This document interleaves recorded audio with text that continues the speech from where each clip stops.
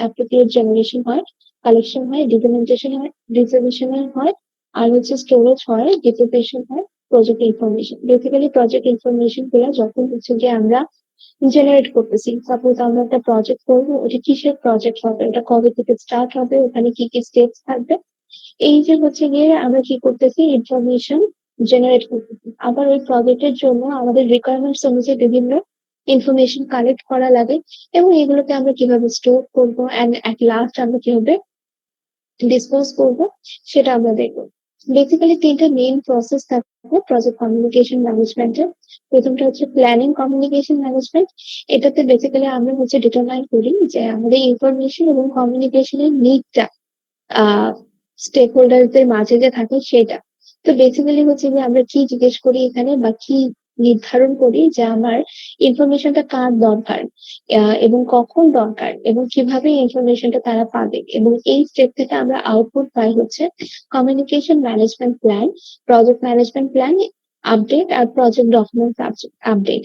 তারপরে দেখি আমাদের এরপরে যে ব্যাপারটা আছে সেটা হচ্ছে গিয়ে প্রসেস ম্যানেজমেন্ট, ম্যানেজিং কমিউনিকেশন। এখানে বেসিক্যালি হচ্ছে গিয়ে আমাদের যেসব কাজগুলো ইনভলভ আছে সেগুলো হচ্ছে গিয়ে আমাদের প্রজেক্ট কমিউনিকেশনের উপর বেস করে কমিউনিকেশন ম্যানেজমেন্ট প্ল্যানটা ক্রিয়েট করা, ডিস্ট্রিবিউট করা, এবং হচ্ছে গিয়ে স্টোর করা, রিট্রিভ করা, এবং ডিসপোজ করা।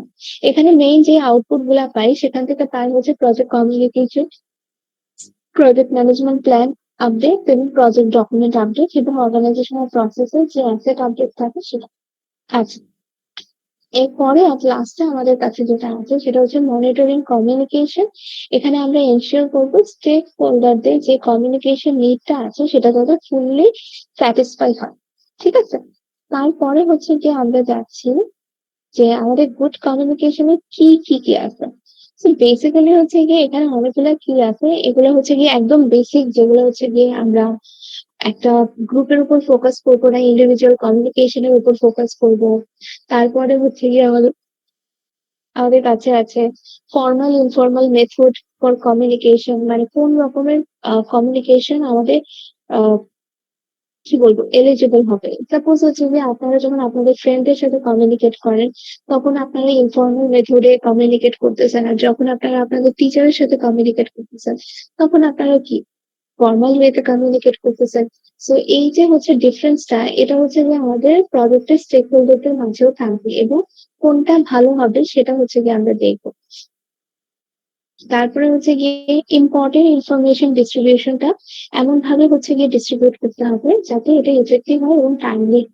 আমাদের ধরেন আমাদের একটা প্রজেক্টের আন্ডারে 4টা অ্যাক্টিভিটি আছে এবং এগুলো সিকোয়েন্সিয়ালি কানেক্টেড। তার মানে অ্যাক্টিভিটি এ হচ্ছে গিয়ে যদি স্টার্ট হয়, এ কার উপর হচ্ছে ডিপেন্ডেন্ট, সরি, এ কারোর উপর হচ্ছে ডিপেন্ডেন্ট না, কিন্তু বি আবার এ এর উপর ডিপেন্ডেন্ট, সি আবার বি এর উপর ডিপেন্ডেন্ট। তাহলে এখন দেখেন এই যে এই ক্রুশিয়াল ইনফরমেশন গুলা, এই ইনফরমেশন গুলা যদি আমরা প্রজেক্টের শুরুতে না দিয়ে দিই তাহলে হচ্ছে যে কি করতে পারবে না, তারা হচ্ছে গিয়ে প্রজেক্টটাকে ঠিকঠাক ভাবে এক্সিকিউট করতে পারবে না। তারপরে হচ্ছে গিয়ে setting the stage for communicating bad news. কোন একটা ব্যাড নিউজ হলে আমাদের কিভাবে হচ্ছে গিয়ে টিমকে আমরা ওটা জানাবো। ধরেন আপনারা হচ্ছে গিয়ে একটা প্রজেক্ট নিয়ে কাজ করতেছেন, বাট লাস্ট মোমেন্টে হচ্ছে আপনাদের যারা ক্লায়েন্ট তারা হচ্ছে গিয়ে কি করবে, নতুন কিছু মেজর ফিচার অ্যাড করবে। এখন নতুন মেজর ফিচার অ্যাড করা মানে নতুন ভাবে আবার কাজ করা, এবং কাজগুলোকে আমার এমন ভাবে করতে হবে যাতে ওটা এফিসিয়েন্ট হয়, রাইট? তো এই জিনিসগুলোকে হচ্ছে গিয়ে আমরা কিভাবে হচ্ছে আমাদের টিমের কাছে আহ পোর্ট্রে করবো সেই জিনিসটা আমাদের ইয়ে করতে হবে। এবং হচ্ছে গিয়ে এবার চলে আসে determining the number of communication channel. এটার জন্য আমাদের কাছে একটা ফর্মুলা আছে, ফর্মুলাটা হচ্ছে গিয়ে n × n - 1/2। বেসিক্যালি এন দিয়ে কি প্রকাশ করতেছে, এন দিয়ে প্রকাশ করতেছে হচ্ছে নাম্বার অফ পিপল ইনভলভ। ঠিক আছে, তো আমাদের 2জন পিপলের জন্য কমিউনিকেশন চ্যানেল কয়টা লাগবে, একটা। 3জনের জন্য কয়টা লাগবে, 3টা। আবার 4জনের জন্য কয়টা লাগবে, 6টা। এখন দেখেন যত আমাদের হচ্ছে পিপল নাম্বার বেরোচ্ছে, মানে বাড়তেছে, তত আমাদের কমিউনিকেশনের চ্যানেলও বাড়তেছে। ঠিক আছে, আচ্ছা, এবার চলেন হচ্ছে যে আমাদের পরবর্তী যেটা সেটা হচ্ছে কিভাবে আমরা কমিউনিকেশন ম্যানেজমেন্টটাকে প্ল্যান করবো। এটার জন্য আমার কিছু আইটেমের উপর হচ্ছে গিয়ে ফোকাস রাখতে হবে। প্রথমত স্টেক হোল্ডার কমিউনিকেশন রিকোয়ারমেন্ট, স্টেক হোল্ডারদের কমিউনিকেশনের জন্য কি কি রিকোয়ারমেন্ট আছে সেই জিনিসপত্রগুলো আমাদের খেয়াল রাখতে হবে। ইনফরমেশন যেটাকে আমরা কমিউনিকেট করব সেটা ফরম্যাট, কন্টেন্ট এবং লেভেল অফ ডিটেইল সহ পুরাটাকে আমাদের খেয়াল রাখতে হবে। কে এই ইনফরমেশনটা পাবে এবং কে এই ইনফরমেশনটা জেনারেট করবে, এবং সাজেস্টেড মেথড অথবা টেকনোলজি থাকতে হবে ওই ইনফরমেশনটাকে কনভে করার জন্য। ফ্রিকোয়েন্সি অফ কমিউনিকেশন, যে এই যে ইনফরমেশনটা আছে এটাকে আমরা কতবার কমিউনিকেট করতেছি, ঠিক আছে। তারপরে হচ্ছে procedure, escalation for resolving issue, কোনো ইস্যু হলে তাহলে আমরা কিভাবে এসকেলেট করতেছি ওই সিচুয়েশনটাকে সেটা আমাদের করতে হবে, দেখতে হবে। আচ্ছা, এবার চলে আসলে আমাদের একটা কমিউনিকেশন অ্যানালাইসিস আছে। এটা একটা স্যাম্পল অ্যানালাইসিস। ধরেন আমাদের একটা প্রজেক্ট আছে, সেখানে আমাদের স্টেক হোল্ডার, সেখানে মাত্র হচ্ছে গিয়ে 6 জন স্টেক, মানে 6 জন স্টেক হোল্ডার্স কে নিয়ে আমরা এটা করছি। তো customer management, customer business staff, আর কাস্টমার টেকনিক্যাল স্টাফ, আর ইন্টারনাল ম্যানেজমেন্ট। এখন দেখেন ইন্টারনাল বিজনেস এবং টেকনিক্যাল স্টাফ যেটা আছে সেটার কথা একটু চিন্তা করা, ও সরি, এরপর ট্রেনিং সাব কন্ট্রাক্টর আছে, সফটওয়্যার সাব কন্ট্রাক্টর আছে। এখন এই জিনিসটা কি দেখেন যে আমাদের ওই স্টেক হোল্ডাররা কমিউনিকেট করতেছে কিভাবে, কি কি মাধ্যমে, একটা ডকুমেন্টের মাধ্যমে, এবং ডকুমেন্টের নেম কি হবে, এবং ডকুমেন্টের ফরম্যাট কি হবে, এবং কার কাছে হচ্ছে গিয়ে তারা কন্ট্যাক্ট করবে এই ডকুমেন্টটা নিয়ে, এবং এই ডকুমেন্টের ডিউ কবে, সেটা সবই আমাদের এই স্যাম্পল কমিউনিকেশন অ্যানালাইসিসটা করা। তো কাস্টমার ম্যানেজমেন্ট, তাদের ডকুমেন্টের নাম হচ্ছে status report, monthly status report. এটা তাদেরকে হার্ড কপি এবং মিটিং এ দিতে হবে, হার্ড কপিও দিতে হবে প্লাস মিটিং এও দিতে হবে। এবং এখানে আমাদের একজন ডেজিগনেটেড মানুষ, মানে 2 জন ডেজিগনেটেড মানুষ আছে, তাদের কাছে আমরা কন্ট্যাক্ট করবো। এন্ড এটা ডিউ হচ্ছে ফার্স্ট অফ দ্য মান্থ। তো এইভাবে হচ্ছে পুরো চার্টটাকে আমরা কমপ্লিট করি, ঠিক আছে। এখন আপনাদের কোয়েশ্চেন থাকতেই পারে আমরা কিভাবে করবো। আমাদের জন্য এটা হচ্ছে গিয়ে আরো ইজিয়ার হয়ে যাবে, কারণ হচ্ছে গিয়ে আমাদের জন্য হাইপোথেটিক্যাল সিচুয়েশন থাকে। এরপরে দেখেন আমাদের কমিউনিকেশন ম্যানেজমেন্ট আমরা কিভাবে করবো।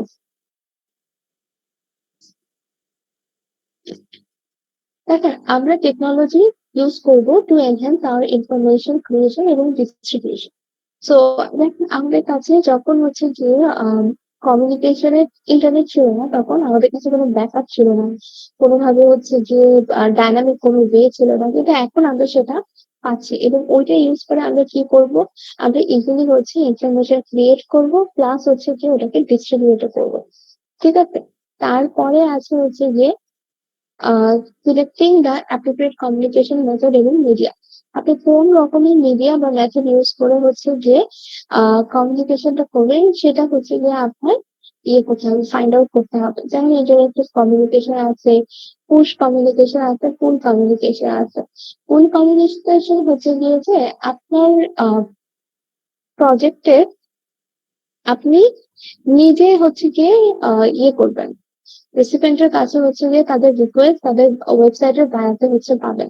মানে বেসিক্যালি আপনার কোনো একটা কোয়েরি যদি থাকে, আপনার কোনো একটা প্রজেক্ট নিয়ে, তাহলে আপনারা ওইটা কোনো একটা ওয়েবসাইট থেকে বা কোনো একটা পাবলিক পোর্টাল থেকে হচ্ছে দেখতে পারবেন। যেমন আপনাদের বিএলসি আছে যেটা, অথবা আপনাদের স্টুডেন্ট আইডি যেটা আছে, সেটা কি, সেটা হচ্ছে কি একটা ফুল কমিউনিকেশন। আপনাদেরকে ইমেলের থ্রুতে যত কিছু কমিউনিকেট করা হয় আপনাদের ইউনিভার্সিটিতে, সেটা হচ্ছে একটা পুশ কমিউনিকেশন। আর ইন্টারাক্টিভ কমিউনিকেশন হচ্ছে কি আপনার ক্লাসরুম এবং টিচারের সাথে আপনাদের যেই ইন্টারাকশনটা হয় ডিউরিং দ্য ক্লাস, সেটা হচ্ছে কি ইন্টারাক্টিভ কমিউনিকেশন। আমাকে একটুখানি করা যায় কি 2 মিনিট।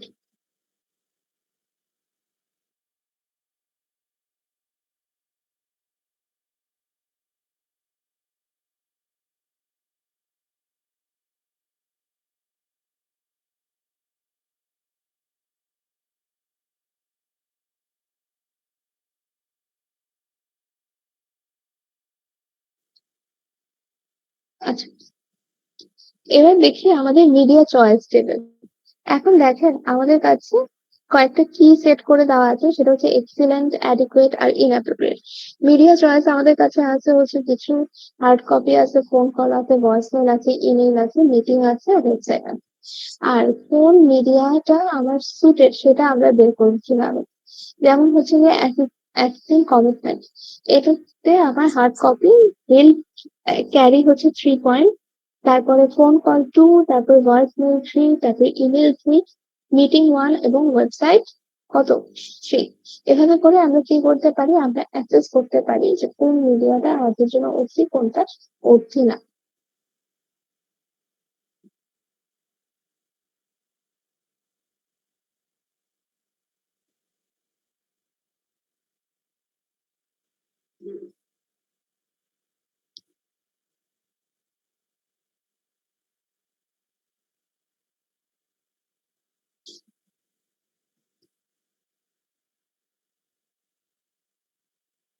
আচ্ছা, এখন দেখেন আমার পরবর্তী টপিক হচ্ছে রিপোর্টিং পারফরমেন্স। রিপোর্টিং পারফরমেন্স হচ্ছে কি আপনি আপনার প্রজেক্ট টিমে পারফর্ম কেমন করতেছেন সেটা আপনি রিপোর্ট করবেন, এবং রিপোর্ট করার জন্য আমার কিছু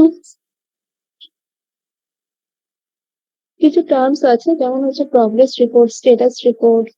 এই জিনিসগুলোর মাধ্যমে আমরা কি বোঝাই যে আমাদের কাজের অগ্রগতি করতে বা আমাদের কাজটা কোন স্টেজে আছে। ঠিক আছে, এরপরে হচ্ছে যে আমাদের মনিটরিং কমিউনিকেশন। এখানে আমরা কি করি, এখানে হচ্ছে যে আমরা মনিটর করি কমিউনিকেশন ঠিকঠাক মতো ভাবে হচ্ছে না কি হচ্ছে না, বা যে যেটা ক্লেম করতেছে সেটা ঠিকঠাক ক্লেম কিনা। এভাবে হচ্ছে যে আমরা মনিটর করি কমিউনিকেশন গুলোকে। Suggested for improving project suggestion, সাজেশনের মধ্যে প্রথমত আছে যে আপনার কমিউনিকেশন স্কিলকে বেটার করতে হবে। তারপরে হচ্ছে গিয়ে যে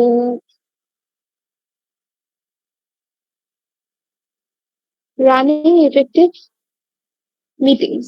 তো এখানে কি করে, এখানে হচ্ছে যে আমরা যে টাইমটা স্পেন্ড করি যে মিটিংস গুলাতে, সেটা একটা স্পেন্ড করার মানে সেই টাইমটাকে আরো এফিসিয়েন্টলি যাতে আমরা ইউজ করতে পারি, সেই জন্য রানিং এফেক্টিভ মিটিংস আছে। একটা হচ্ছে গিয়ে মিটিং ক্যান বি অ্যাভয়েডেড, মানে হচ্ছে যে আপনার যদি হচ্ছে গিয়ে মিটিং ছাড়া কোনো কিছুতে অ্যাচিভ করা পসিবল হয় তাহলে সেটা অ্যাভয়েড করা।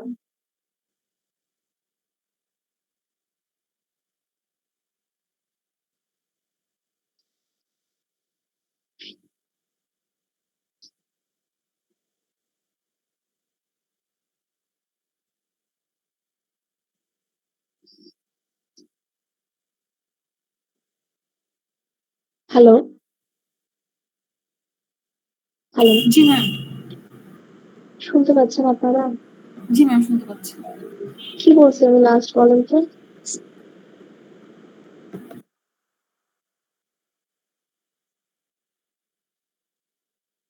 কি বলছি লাস্ট?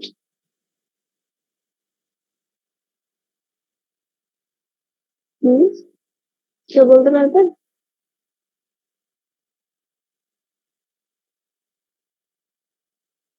আচ্ছা, দেখেন আমি বলছি যে আমাদের মিটিং কে আমরা কি করতে পারবো, অ্যাভয়েড করতে পারবো, কিন্তু সেটার জন্য আমাদের কন্ডিশন লাগবে যদি মিটিং ছাড়া আমাদের অবজেক্টিভ কে অ্যাচিভ করার বেটার কোনো ওয়ে থাকে।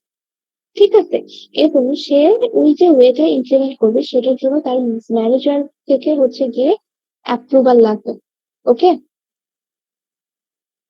তারপরে হচ্ছে গিয়ে আমাদের পারপাসটাকে ডিফাইন করতে হবে, এবং ইন্টেন্ডেড আউটকামকেও ডিফাইন করতে হবে যে আমি কোন পারপাসে হচ্ছে এই কাজটা করতেছি এবং এখান থেকে আলটিমেটলি কি আউটকাম পাবো।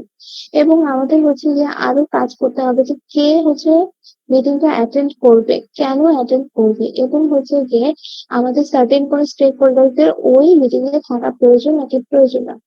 এরপরে আমরা কি পাচ্ছি যে একটা এজেন্ডা প্রোভাইড করতে হবে to participants before the meeting. Meeting এর আগে আপনারা পার্টিসিপেন্টদের কি করবেন, একটা এজেন্ডা প্রোভাইড করবেন, এবং তাদেরকে হচ্ছে গিয়ে হ্যান্ড আউট প্রিপেয়ার করে দেবেন এবং ভিজুয়াল এইড দেবেন। আর হচ্ছে গিয়ে লজিস্টিক্যাল অ্যারেঞ্জমেন্ট করবেন তাদের চাহিদার আগে, প্রয়োজনের আগে। তারপরে হচ্ছে গিয়ে আপনার মিটিং প্রফেশনালি হচ্ছে গিয়ে আপনার এক্সিকিউট করতে হবে, প্রত্যেকটা মানুষকে পরিচয় করিয়ে দিতে হবে, এবং হচ্ছে গিয়ে মিটিং এর কেন পারপাস, কোন রুলস গুলাকে আমরা রিভিউ করতেছি, এই জিনিসটা আপনার সেট করতে হবে। এবারে আপনি আরো কি করতে পারেন যে আপনি হচ্ছে গিয়ে গ্রাউন্ড রুল গুলাকে সেট করতে পারেন, এবং স্টেট আপনি লেট পর্যন্ত করতে পারেন যাতে করে মিটিং গুলা ঠিকঠাক ভাবে এক্সিকিউট হয়। এট লাস্ট হচ্ছে বিল্ড রিলেশনশিপ। এখানে হচ্ছে গিয়ে কালচারাল বা অর্গানাইজেশনের উপর ডিপেন্ড করে আমরা বিভিন্ন রিলেশনশিপ বানাই এবং এগুলো হচ্ছে আমাদের এক্সপিরিয়েন্স গুলোকে আরো ভালো করে। ঠিক আছে?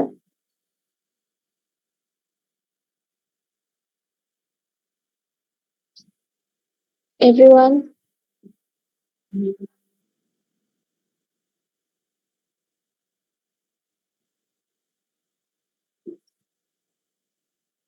আচ্ছা, আমি এটাকে আর আগাবো না আজকে। আপনাদের অ্যাটেন্ডেন্সটা আমি নিবো। সবাই একটু কাইন্ডলি শুনবেন।